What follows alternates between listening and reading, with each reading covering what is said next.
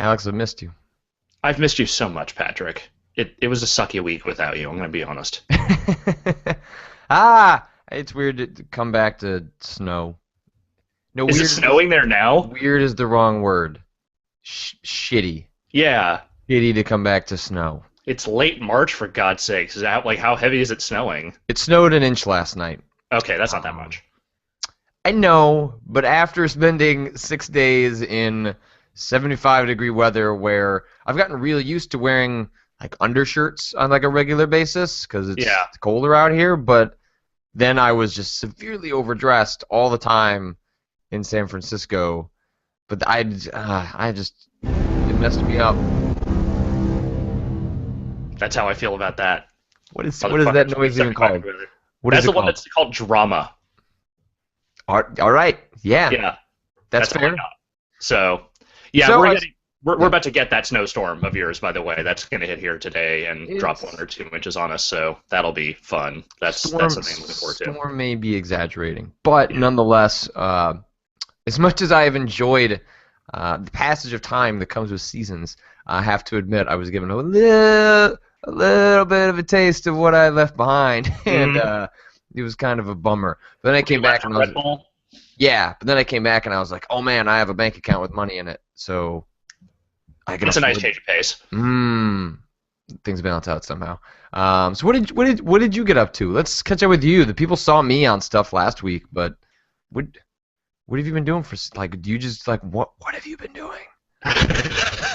It's a really probing question. I tried to keep up with keeping things on the site while we were while everyone was Oh, sort of being busy with their. responsible. That's I was trying interesting. to be. That's I wrote interesting. some. I wrote some news stories. I put up some videos. I did some things on the site while everyone else was, flitting around GDC, going to their panels and their talks and their live shows and what have you.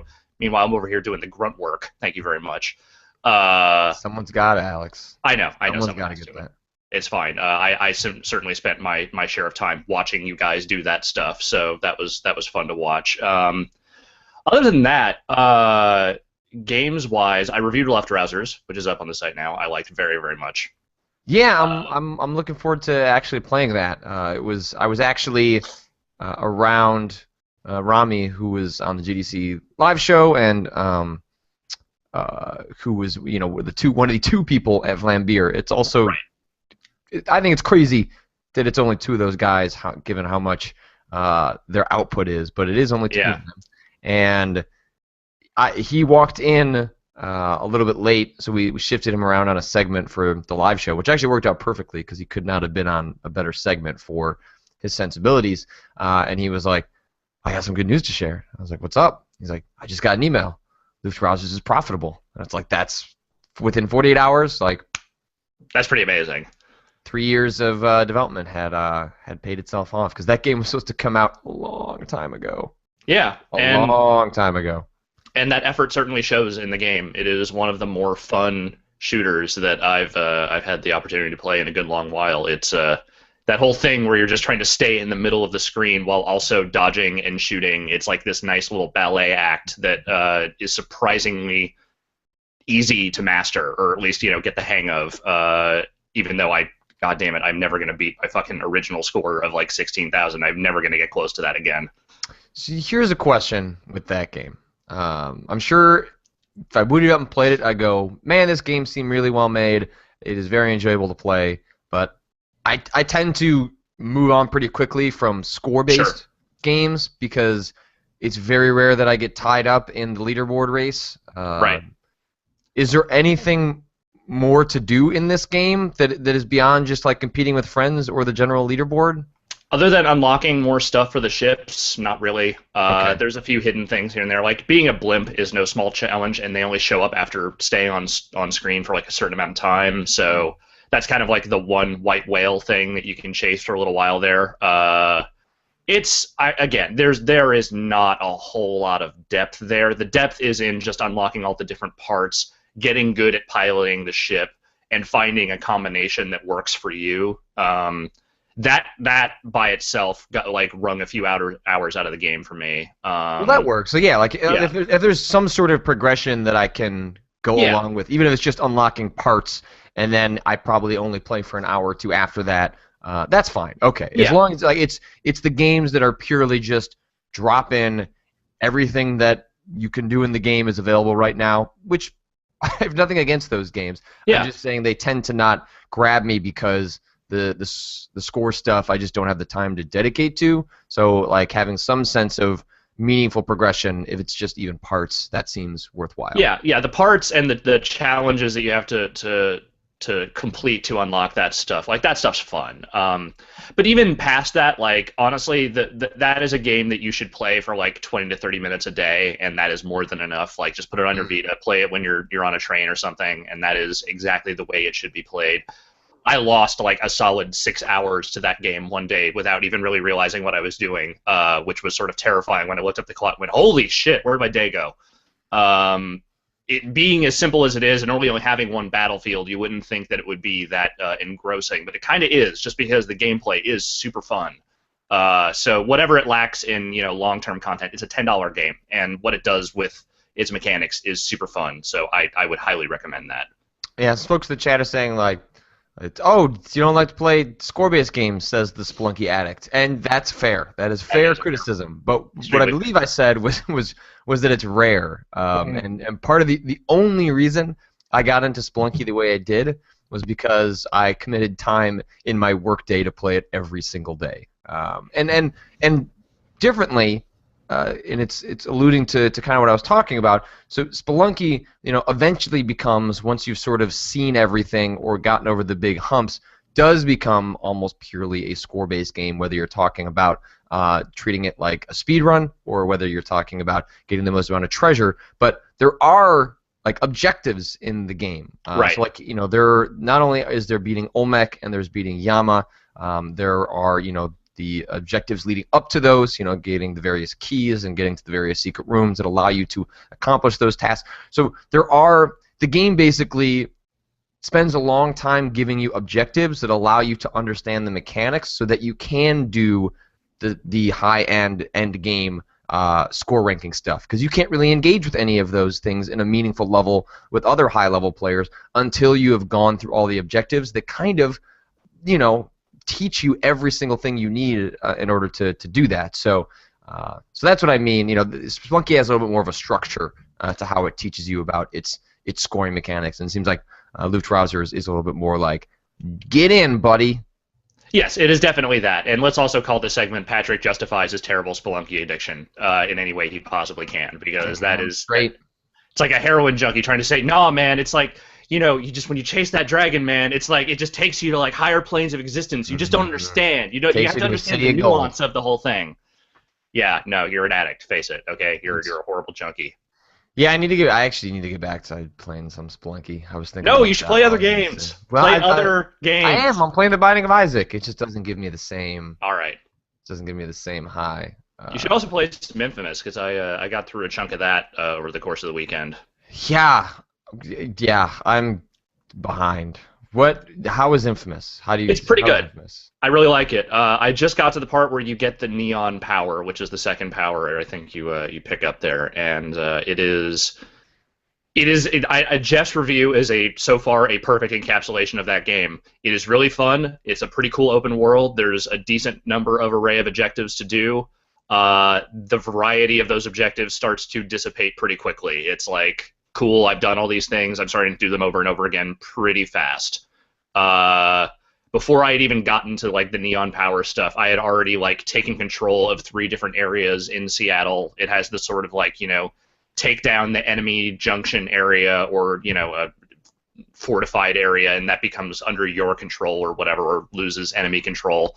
And that stuff's really fun, but it's kind of the same stuff again and again, and it can be a little bit tiring. But using the powers, running around, doing the story mission stuff is really, really fun, and it looks pretty goddamn amazing.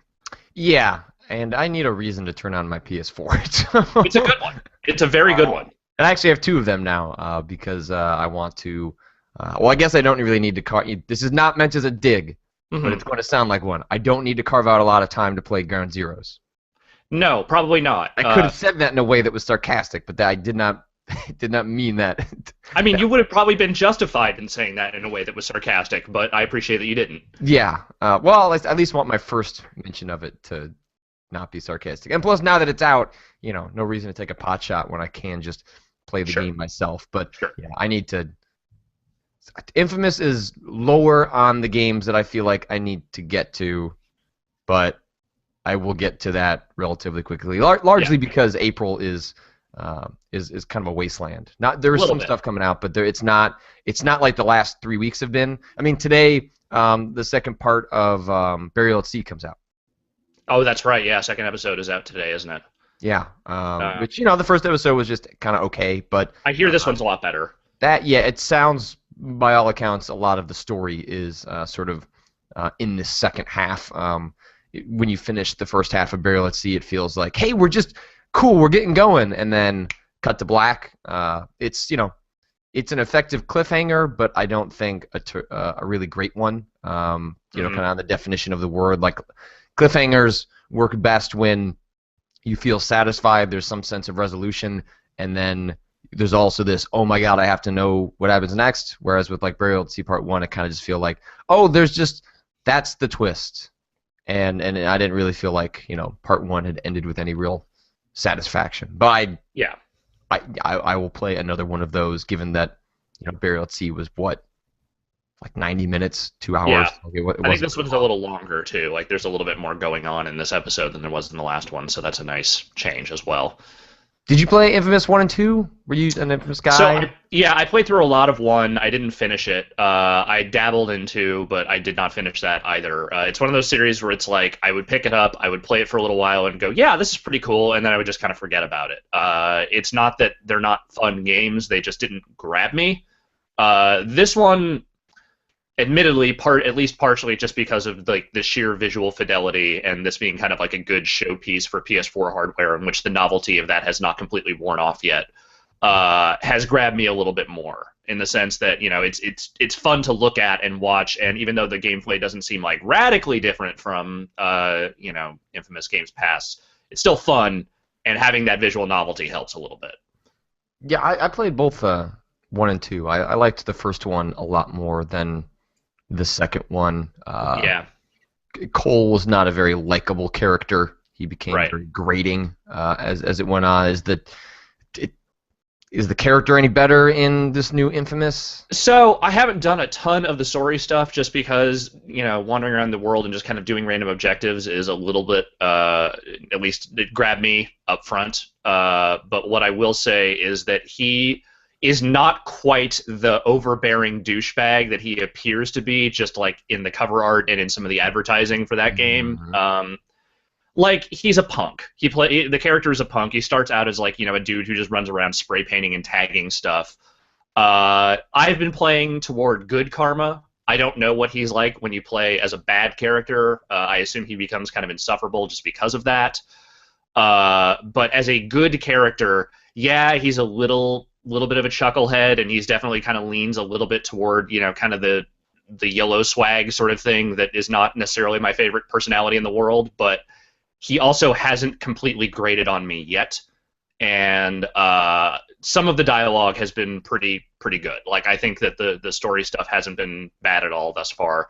I'm honestly like a little bit more annoyed by his weird straight-laced sheriff brother, who is like your dude on the radio through like all the early story missions that just kind of takes you through stuff. He's kind of flat and not that interesting, so I kind of like am not super invested in the actual story yet, because other than the fact that you're just trying to rescue your friends who have been attacked by this evil government organization dedicated to destroying bioterrorists, there isn't that much to really latch onto yet. Well, I think that's okay. I think it sounds like Titanfall and Infamous have some similar things going on in terms of both bring interesting iterations to the table on things that we've seen before. Neither are necessarily going to light the industry on fire in terms of determining where we're going for the next couple of years with sort of design trends, but especially in the first we're still in the first 6-month window of the launches of these machines. Like, it seems like both machines just in time for their fiscal years to end. I don't actually know if that's true for both companies, but it's often March 31st. No, I think all companies and their fiscal years officially at March Is it? 31st. Yeah. Okay. Well, either case, it's nice that everyone got a good game. It Yeah. seems like wherever you fall on the fence, that's cool. That after sort of not a whole lot coming in the last couple of months to both get two big meaty games. Yeah. Although very different types of games. Yeah. That's cool. That's a good reason to turn on your machine. So that's the thing about Titanfall. Is it really that big and meaty of a game? Because honestly, I've kind of fallen off with that one. I haven't actually picked that up in like a week, and I know I still have a fair amount of leveling to do, and I just sort of have been like, there's other stuff. I can always just go back to this, and then I don't go back to it, and I don't know. Yeah, wrong person to ask. I never climbed on the train, so can't be on the train if you never got on. It's worth getting on the train for at least a little while. I think you should try it. It's fun, certainly. It's just that I don't know. It's just like knowing that okay, I've done all the campaign stuff, and now it's just like more multiplayer maps. I'm just kind of waiting for friends to be online and play for me to actually want to do it because I am super done with playing with random people. Yeah, that's fair. I think you've got things like. Everyone was gone at GDC. Like a lot of our sort of circle is sort of spread out right now. Like maybe things will calm down. There's also lots of games for people to catch up on. So yeah, I feel like Titanfall is a game that makes sense that it will have, for folks like us that can kind of jump around from game to game because we have sort of that access. That when new maps drop and stuff like that, that will inject a sort of a temporary new life around the kind of folks that we tend to play with, as opposed to people who, hey, they got this Xbox One and now they've got this game, and of course they're going to play a lot of it. Yeah. But yeah, so it's been 6 days at GDC. Right.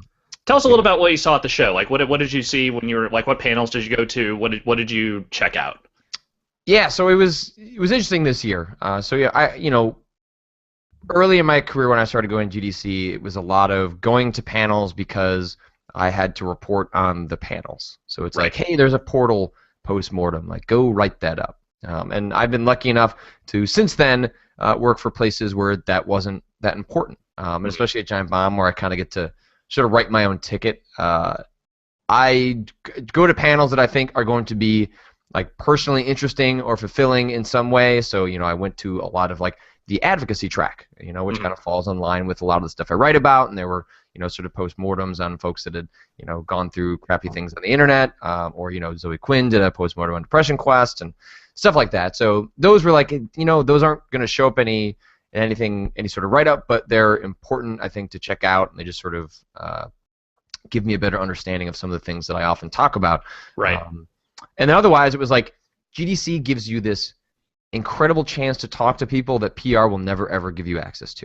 Right. Because a lot of the people that go to GDC to do talks are not the people that show up when you go to an event, like right, or even if you're going to an event for a specific game. So it's an opportunity to chat with those types of people. That's why I got to talk to the writers of Freedom Cry and Assassin's Creed 4. Especially because I'm also in Chicago, you're in New York, so we often don't go to events where maybe even these people might be at. So talking to those folks, not about a product, but about how they approach story, or talking to one of the heads at Microsoft's user research lab about how their research is different than playtesting. And so I got to do a lot of things like that. I have a bunch of interviews on my little recorder that have not even gone up on the site yet, that I need to kind of sift through. I had a really, really fun conversation with, I believe, the producer and director of Animal Crossing, in which I didn't really play Animal Crossing. So when I booked that interview, it was like, you better figure something out, Patrick. What are you going to talk about for an hour? What did you figure out? So I have a couple of approaches to Japanese game developer interviews. Maybe it's because I ask the wrong questions. I don't know, but they tend to be really difficult to make interesting, especially when the developers are there to kind of talk about a specific game. Japanese game developers, I find, generally tend to be very, very on message, and maybe that's a combination of what's getting filtered through the translation, more of a cultural thing, but it's really tough to extract good interviews. And what I found is that it's easier to extract those good interviews if you don't talk about their game. If you don't talk about their game, they tend to get a little more kind of off the cuff, give you a little more honest answers.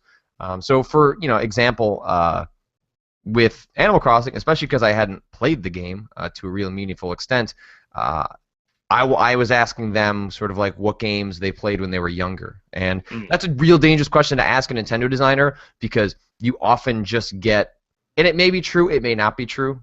I've gotten a little cynical about it, but you tend to get an answer that is just like their favorite Nintendo game. Right. Because obviously... I very much liked The Legend of Zelda. I was a fan of Metroid. Yeah, and that may very well be true, but it's like not the most interesting answer in the world. Right.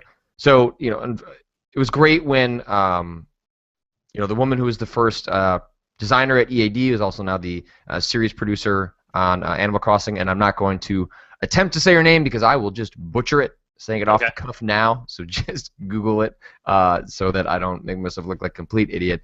But I asked her that very question, and her response was Ultima Online, which was just like what? Ultima Online? Like, what are you talking about?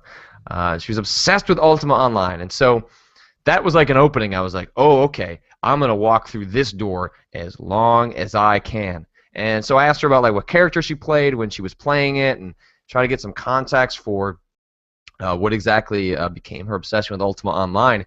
And it turns out that she never actually really engaged with the combat in Ultima Online. She always would just run around looking for ore and picking cotton and then selling it in a marketplace, which, when you start thinking about it, yeah, a whole lot like Animal Crossing. God, the pieces just fit way too nicely there. Right? And so that's sort of the approach I take to some of these interviews, especially with Japanese game designers, is like that immediately illuminates so much about her philosophy with game design that it makes so much sense that she works on Animal Crossing. That it kind of puts her role on the game, the trajectory of that series in like a really interesting context, given sort of her history. The actual like the guy who had originated the game, worked on the original, and is now just sort of like a series producer, kind of like Eiji Aonuma on Zelda. We mostly just talked about Diablo and how he likes to play archers. Damn. So that was archery fun. coming to Animal Crossing. I guess so. I guess it's coming down the line. So I need to sit down and like edit that interview because there's a lot of translation stuff. And if I do a one-on-one version of that, then sometimes I can just put up the raw audio. But this one is like an hour long, and I can truncate it down to about 20 minutes. You should put up two versions. One that's just the Japanese with none of the English translation text, and one that's just the English translation dialogue with none of the Japanese. Let people pick. That's fair. So that'll hopefully be up sometime this week, but no guarantees. And I've got a bunch of other ones that I need to go through. Some of the games I played that I didn't get to really talk about. Hyper Light Drifter. I got to play a couple of times, which is the Kickstarter that's coming from Bo and a bunch of other folks. Bo is the designer on Samurai Gun and also designer on Hyper Light Drifter. It was the Kickstarter that asked for, I think, like $35,000, and they ended up getting $600,000 because people were so psyched about it. And it's basically a modern day take on Secret of Mana or Link to the Past, a game that has like a big mysterious world to explore and like really tight mechanics. Like one of the things that they talked about was that if you go back and play Secret of Mana or Link to the Past now, they're still great games, but they don't feel as tight as they did when you played them, when they came out. Like when they came out, they were revelatory. It was just like, oh my god, like a game can play like this and feel like this. Mm-hmm. And games have gotten better over the years. They've gotten tight and they've gotten faster. And so if you go back to those games without the nostalgia, you can maybe see like, oh, I kind of see some crust on this game. It doesn't quite line up with the way people talk about it. And so they want to make a game in 2014 that feels like when you played one of those games for the first time, which I think is, I think that's a much cooler way, a much more interesting way of approaching, like, making a modern Zelda rather than just calling it a modern Zelda. It's like they're breaking down what makes those games feel so good to play, and then trying to, like, bring that into the modern age. That sounds cool. And I remember I saw the trailer that you put up. I don't know if it was last week or the week before, but whenever that popped up, and that, like, I had known nothing about that game prior, but just even looking at it, I am as tired as anyone of the whole, like, pixel art as retro thing. Like, it's been done a ton. Unless it's done well, it doesn't do anything for me anymore. That game's visual style is fucking awesome. Like, everything that they showed in that trailer looked super rad, and I am super, super interested in what that game is all about. God, and you can tell within 30 seconds of playing that it is from the designer of Samurai Gun. Because if you haven't played Samurai Gun, it's the controls on that game have such a finesse to them. Within moments of playing it, you feel in complete control of your character, and it underscores how difficult that is to pull off in a game, because it feels so good so quickly in Samurai Gun. And Hyper Light Drifter, the exact same way in a totally different context, but like, one of your main moves in Hyper Light Drifter is the ability to sort of, like, dash across the screen, but you don't see the character dash the entire way. He kind of just, like, whoop, he kind of warps, and that would be the sort of thing that you think might take you a while to wrap your head around, so you know exactly how you're dashing and, like, where you're going to end up. But the game has such responsive, tight controls that within moments you're abusing the crap out of it, because you know exactly where your character is going to be. It feels completely natural, and it just, man, every hit feels impactful, and just, I could not be more excited for that game. Even though I only played, like, one section that was about 5 minutes, and then an arena mode, which is where they sort of test out new enemy designs and new enemy patterns.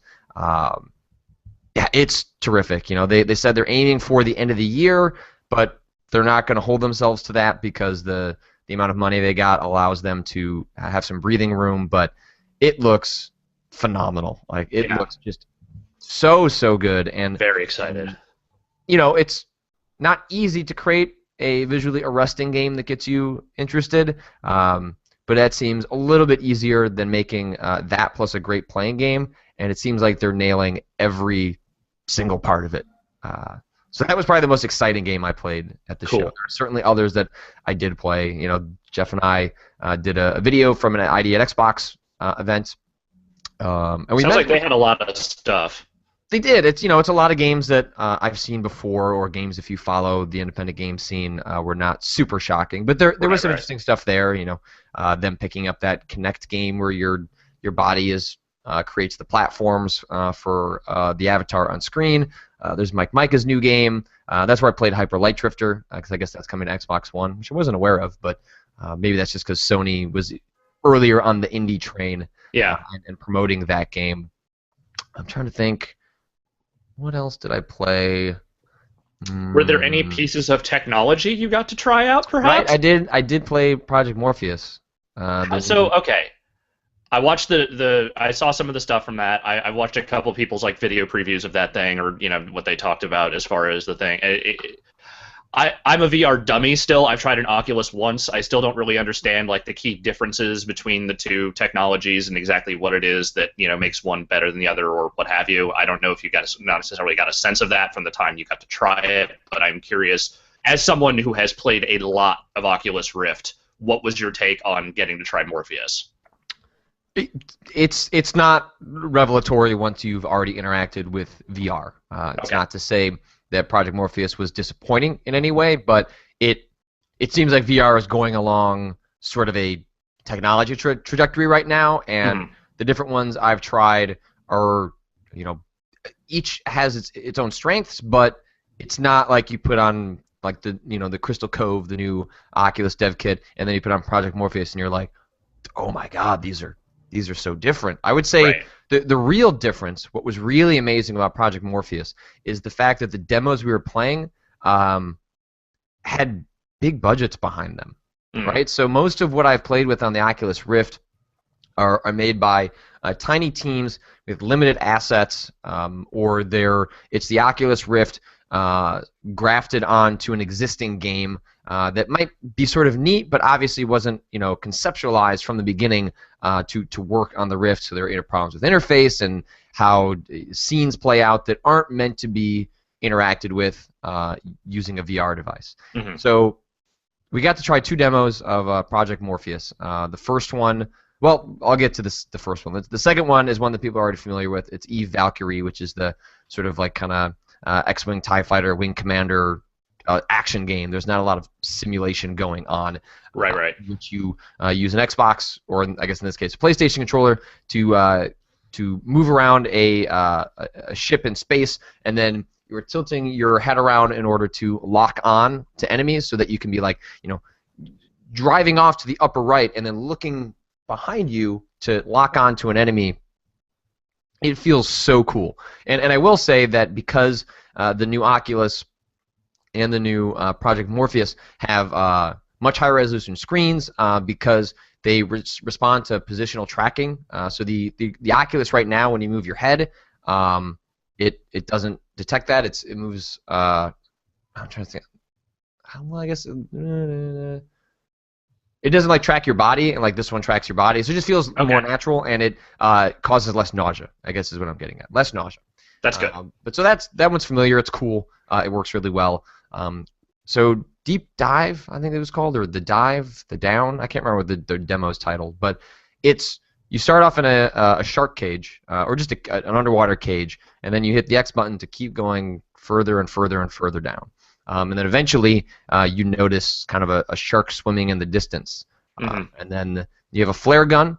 Because you're holding the DualShock 4, like you can like tilt that around, and that's like how you can adjust how the gun is being sort of positioned, which is kind of neat. And then if you look down at yourself, if you bend your knees, the game is in real time adjusting your knees, which is a very, very weird experience because in Eve Valkyrie, it's cool because you look down and you see a body, which is already odd. But then in this other demo, you look down and those knees are responding. Your feet aren't responding, so the illusion breaks pretty quick, but it is super cool.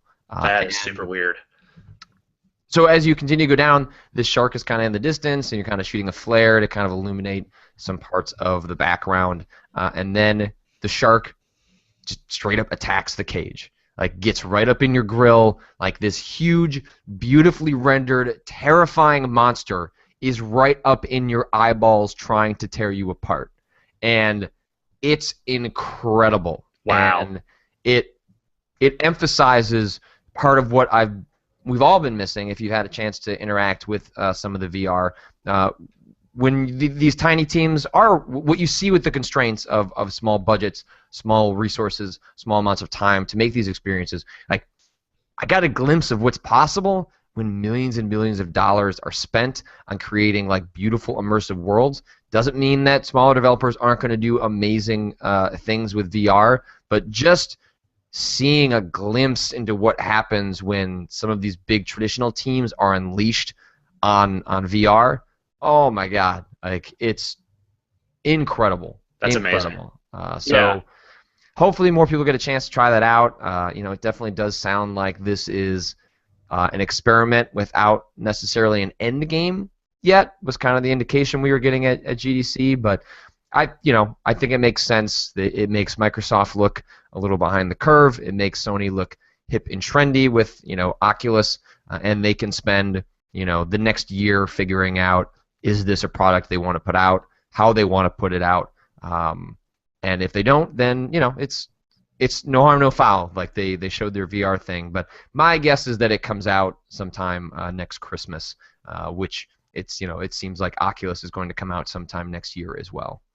I mean, I would hope that they're going to put it out, because it seems like between them and just all the time people have spent messing with Oculus Rifts, there is a palpable excitement level for that stuff that I had not even seen, prior to Sony's device being unveiled. I mean, when I was watching the live show, seeing Phil Fish go legitimately ape shit for the idea of virtual reality, seeing the dude whose name I'm totally forgetting, but the guy who designed Galaxy, that guy's enthusiasm for VR and it being like, a harbinger of the future that he had always wanted was crazy. I have not seen developers, even on either the AAA or the indie side of things, get that effusively excited about something in a long while. Do you think that's justified based on what you've been able to play of both devices? Like, do you think it's really that potentially earth-shattering, or is this just like a cool trend that could be super fun and have some lasting value?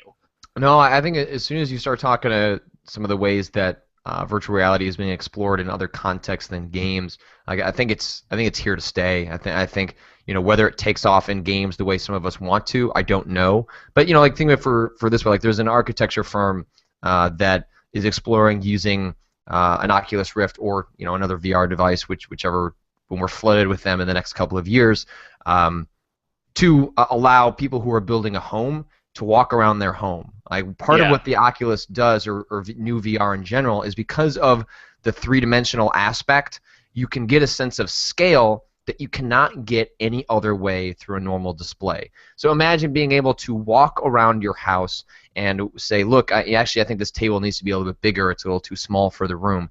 And then suddenly someone is outside of that, expands the table, and then you have a sense of what that table is in the simulated environment. Then you start adding like the other weirder things that are happening, like the stuff that you can attach to your hand. Like, what if you could pick things up and open the drawers in your house? Like, there are applications of these devices that are going to be or could be spectacular that have nothing to do with games. And I think that's actually where like it's important that those latch on in order for this stuff to really take off, because games are an expensive medium, and right now it doesn't seem like there's any way to imagine that.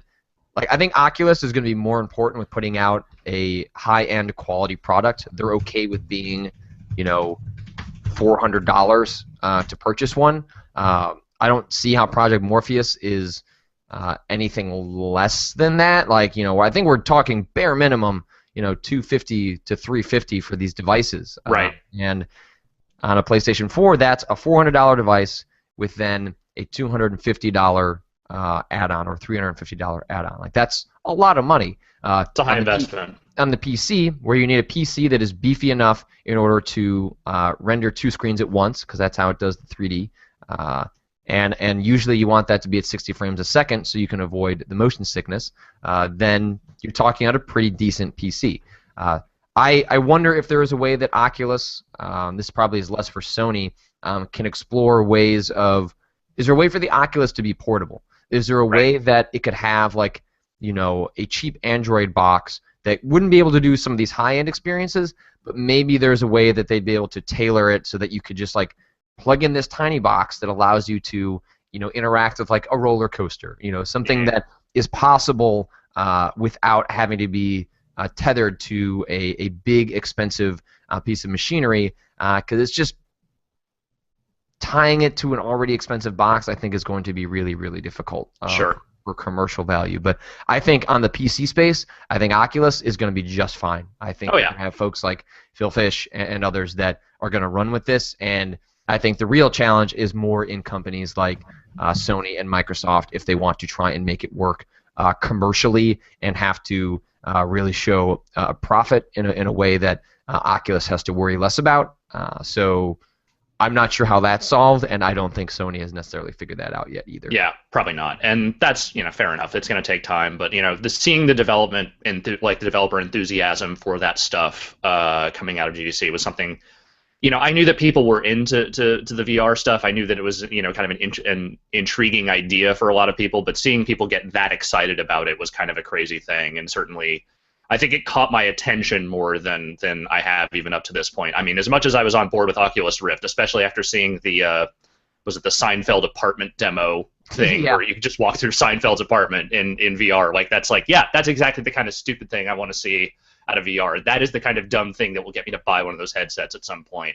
So I hope it is in fact like a lasting thing and not just kind of like a weird flash in the pan trend. I mean, it certainly seems like it's coming from a much more thoughtful and much more well-developed place than, say, other previous attempts like, the Virtual Boy era or what have you. Now it seems like this is a real thing that could be really cool, and I want that to happen soon. Yeah, I've been excited for a while. I remain extremely excited. I haven't decided if I'm going to purchase a Crystal Cove, the updated Oculus kit. Yeah. I'm trying to talk to some folks that I know to get a better sense of when, the consumer version might be coming out. If we're talking, next spring or summer for the real Oculus, then I feel okay with spending $350 to get an updated kit that looks a lot better and is going to cause a lot less motion sickness. But if we're talking that comes out in July and then the consumer one is in October or November, then I'll probably wait and pick it up then. So Okay. We'll see. But I remain excited, and you should too, because it seems like a lot of really smart people that want to make cool things are excited about it too. That's rad.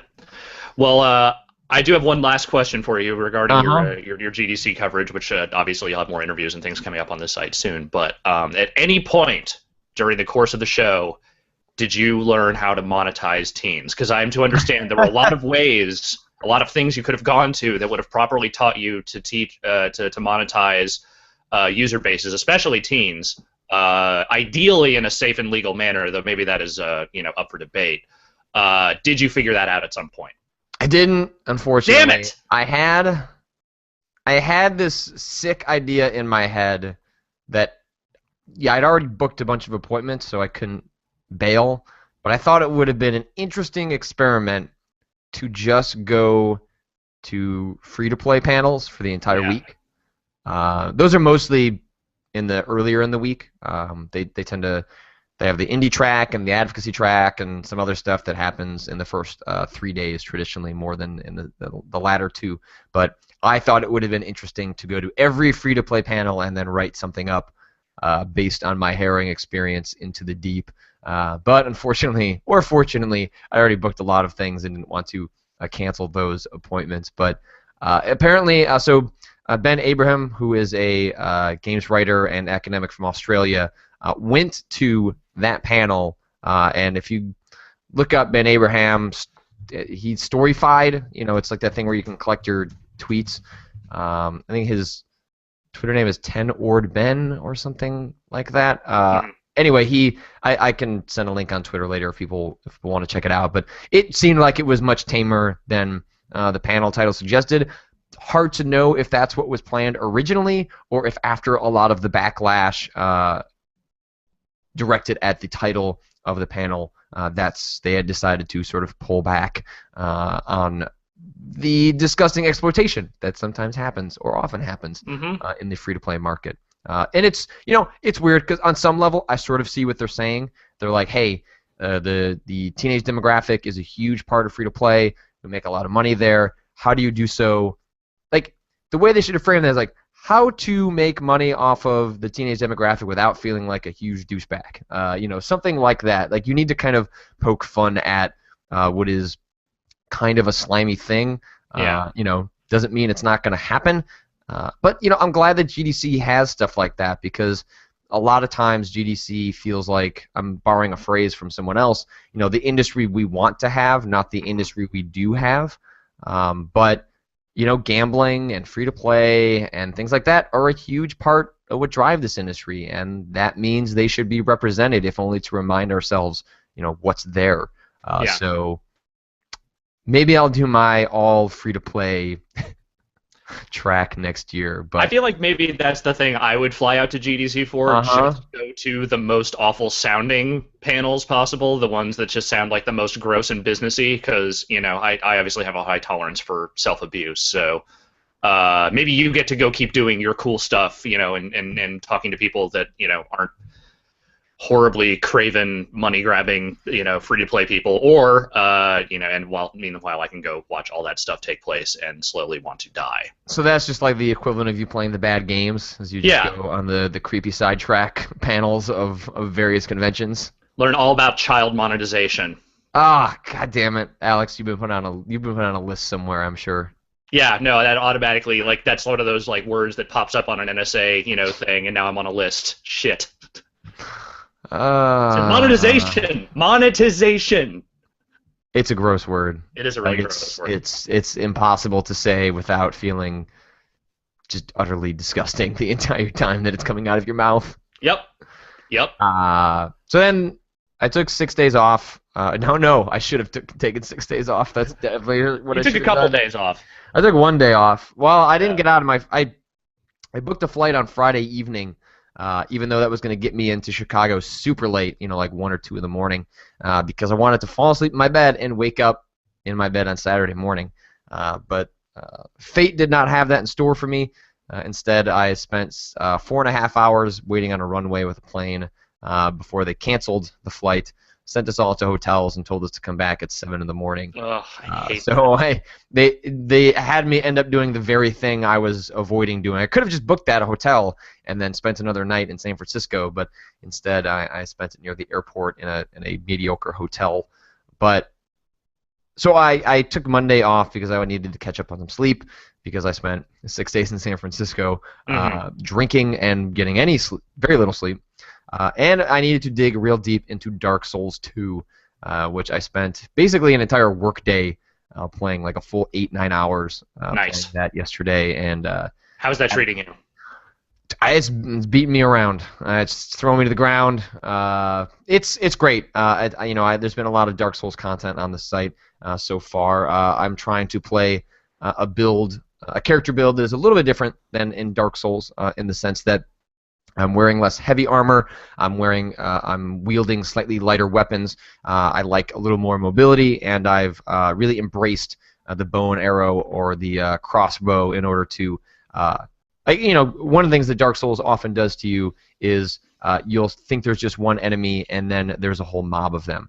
Right. And one way that you can control those mobs is to lure enemies out one by one, and the best way to do that is with sort of a bow and arrow. And they've made using a bow and arrow so much easier in Dark Souls 2. It was really unwieldy in Dark Souls. You've got an automatic lock-on, you've got a manual sort of aim, and I can hit dudes from a pretty nice distance, which allows me to sort of take out mobs that would otherwise be a little bit problematic. But yeah, it's an interesting game. I know you haven't played the other games in the series, but just to give people some sort of general idea of where my thoughts are at so far.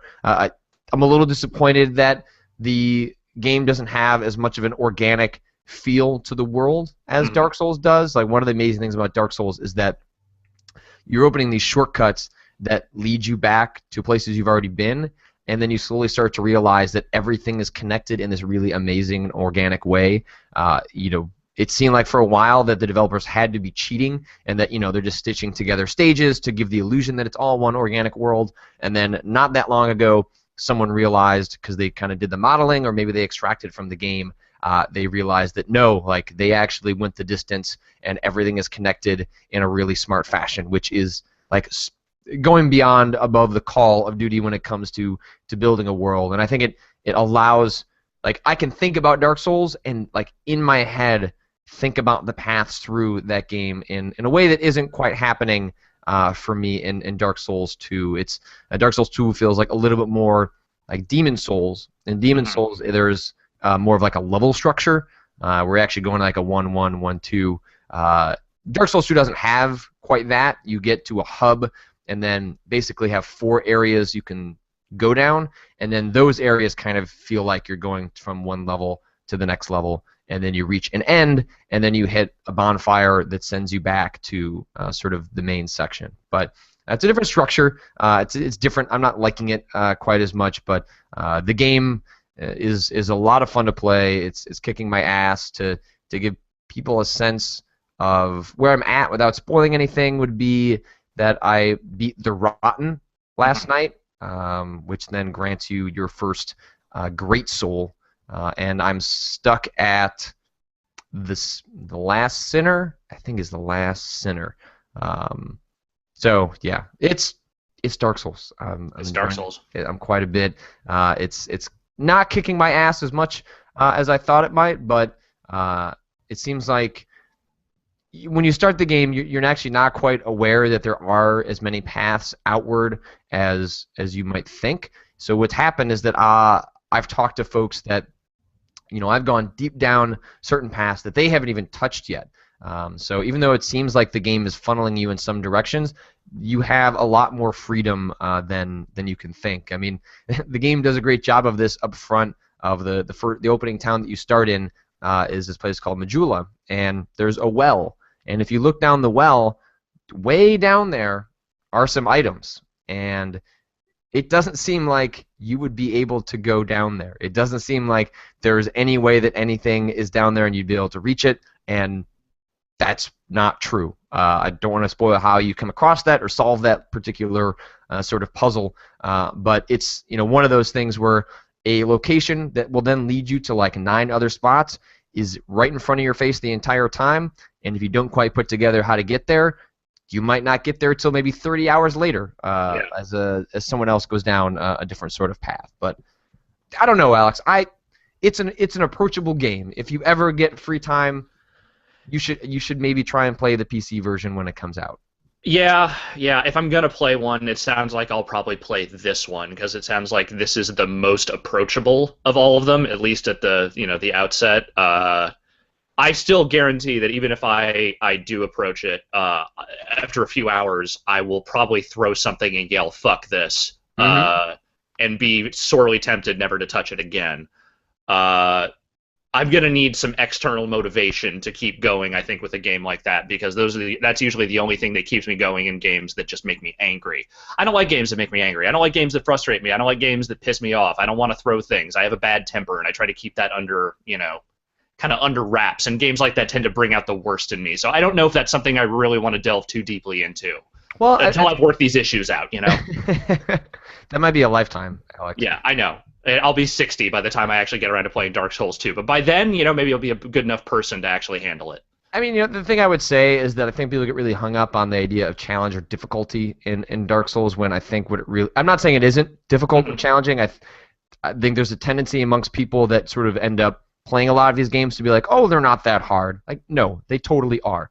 But the game is trying to teach you a set of rules, and the game doesn't cheat at its own rules. And if you find ways to bend its rules, that game will bend for you as well. So, a lot of what's frustrating about Dark Souls is just learning that you can't fudge things. Like, games these days let you fudge things and kind of just, like, muscle your way through because the games want you to see everything. And Dark Souls is completely content with you seeing nothing it has to offer. Like, the game sets itself up and says, look, engage with me if you want. If you don't, then we're just not going to get along. And other games are like so desperate for you to see everything, so desperate for you to see the millions of dollars they've spent on their environment art, for the millions of dollars they spent on focus testing, for the millions of dollars they've spent. And that, I get it. I get why you want players to see all that, but Dark Souls doesn't give a shit. Like, Dark Souls says, look, we've created a world that's going to respect you if you respect it. And so a lot of the learning curve of the game isn't really the game itself. It's more the game unlearning bad habits from other games, in which the streamlining of how you play them allows you to sort of kind of just get through them, even if you don't really master what's in front of you. And Dark Souls says, no, like, look, son, you're going to understand what I'm telling you, and if you don't, I'm just going to keep beating you to the ground. Because as you bend Dark Souls, eventually it will break. Like, it's okay if you sort of get the game under your thumb, because that's what happened to me in Dark Souls. Eventually, I just sort of like broke it, and it was just sort of stampeding through. And the game's okay with that, and I don't think there's anything wrong with that, because I earned the right to do that.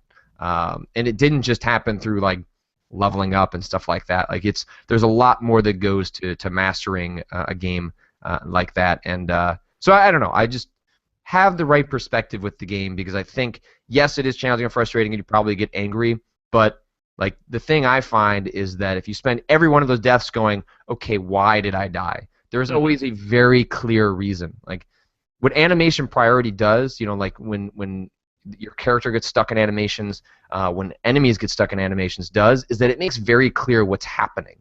So it allows you to dissect the world and the deaths in a way that is different than other games where everything kind of blurs together because you can't be quite sure what happened. In Dark Souls, everything is super clear. So it allows you to sort of analyze a death and go, oh, okay, you know what? When he brings his arm back from the right, that means I need to dodge backwards instead of like putting up my shield. And you can sort of break down fights in that way. I mean, there's a reason that people go through this game, level 1, original weapon, no armor, because it's possible. Because the game is actually 100% fair. It's just like you need to come to an understanding of what exactly that means, because it's a lot different than other games. That sounds like something. Yeah, you know what? We'll see what happens when the PC version comes out, because I'm not going to play that on consoles. I'm going to probably check that out when it comes out on PC, if I'm going to check it out at all. And you are making it sound like something I should try. You know me, I'm stubborn as shit. It's hard to get me into things that I have made myself believe that I will not be good at or want to play. So, but you are doing an effective job here of perhaps convincing me to give it a shot. So we'll see. I've tried to give this version of the pitch to a lot of people, because I think part of Dark It Souls does sound a little rehearsed. I'm just going to say it. Yeah, because it's well, actually, like, that's basically like an extraction from the essay that I wrote a couple months back about the game, when I tried to crystallize what exactly I think works about the game, because I think people get really hung up on this, like, oh, Dark Souls is so hard, it's just like, it's so old school in that way. It's like, no, like, a lot of old games were fucking cheap. Like, they didn't earn the right to kill you because they were based on arcade games, and so it was quarter design logic being brought into games at home. It didn't mean that you couldn't master them in that way, but the games didn't earn them in the way that Dark Souls does. Like, Dark Souls in some ways is an evolution of sort of the quarter munching design, where, like, games had to be created to kill you so they could get more money out of you. And then a lot of game design has been held back because that's sort of the rock bed of a lot of what games have been based on, even though we now don't function that way, right? Like, you pay $60 for a game, and then, well, most games, and then you just get the game. But the design is based upon a game over screen that was predicated on getting another quarter out of you. Right. Dark Souls, I think, evolves that line of thinking in a way of, like, well, how do we take death? How do we take a game over screen and make that more meaningful in a world where it's not about killing you to get another quarter? Okay. So you don't have to play it, but I think it is worth giving a shot to at least grasp a little bit of what why it has enraptured so many people. Okay. I think at some point I'm going to have to give this a shot. We'll see what happens when the PC version comes out. Yep. Patrick, we've been going for an hour. We haven't even talked about news. I'm thinking maybe we should just save that for Friday, since I have plenty of news to talk about, and less games and GDC stuff to talk about. Yeah, that hour flew by. There's a lot that's been going on. There's a lot going on, and I'm going to return to the Binding of Isaac in an hour, but I haven't decided exactly. I can't keep doing that thing daily. It is taking up way too much of my time. So I haven't decided if I'm just going to keep doing Binding of Isaac daily and then just run that well dry, or if I'm going to change that to 2 or 3 times a week. But the capture, recording, and then archiving takes up a significant chunk of my time that takes me away from a lot of other things I would like to do. So we're going to keep doing it, but I might need to restructure exactly how that goes. But we are going to return to it today, and we will see. We'll see how my journey into the depths goes after 6 days away. I'm going to throw this out there. Next week, let's try one more Risk of Rain thing. Even if it's not a thing we're going to do regularly, let's just do it one more time, and I'll even do the capturing and the recording for you, so you don't have to deal with that shit on that time. All right, maybe we'll have to do that. What are you gonna play this week? I'm gonna try and get through as much Infamous as I can. I don't really have that much else that I'm playing right now. There's not much coming out at the moment. So Infamous is kind of number one on my thing, and then I do want to finally dig back into some more Titanfall once I can get some friends together to actually play it, so I don't have to deal with assholes. Have you played Ground Zeroes? I haven't. I may. I don't know. I'm not the biggest MGS fan out there. I've always found that series a little bit daunting in a way that I never much enjoyed. So I'm not sure if I know this is like as bite-sized a chunk of that as I'm ever going to find, but I'm still not sure if I really care enough to jump into it. Okay. Well, I'm gonna try and play it this week. I have read some interesting things about that game. Yeah. Let's say. And how they treat certain characters. So, I've played all the Metal Gears before, so, other than some of the side ones, so I'm gonna play this one too. But yeah, I need to see what happens. It's been described to me, but I need to see it for myself. So I'm gonna try and play that this week. Cool. Well, that sounds So like a week. yeah, so we'll be back on Friday, and we're gonna try and get back on the guest train for Monday. I know that Vlambeer's Rami had offered to come on. I need to talk to him and see if that lines up with his schedule. We'll see if maybe we can get him on next week. If not, then another time. And oh yeah, otherwise I will talk to you on Friday, Alex. Right on. Ow.